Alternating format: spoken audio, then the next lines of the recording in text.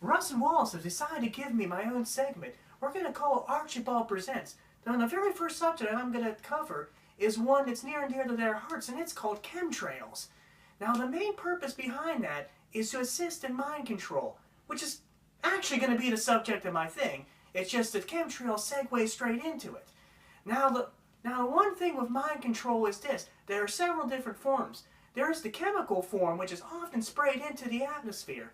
Apparently, there are ways to kind of dissipate that. However, they involve magic and fairies and other things like that. And I'm not really quite sure how that works from a scientific angle, being a man of science myself. However, there are other ways that I know more about and will go into more detail with.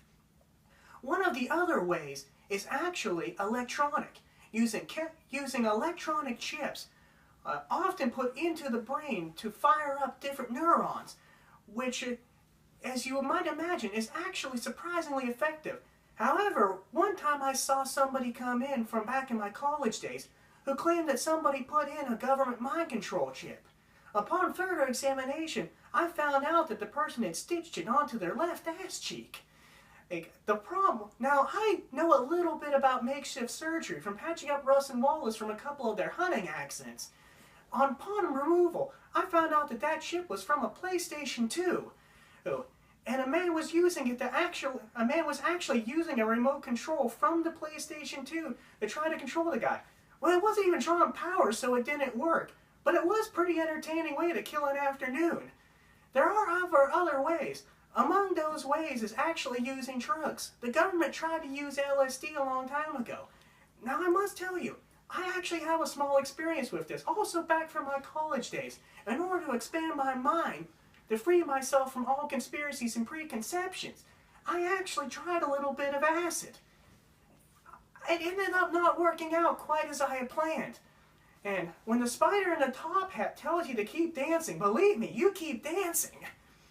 And now after I came down, apparently these guys had put that video on YouTube. The link has been down for years, but apparently it actually generated a surprising number of hits.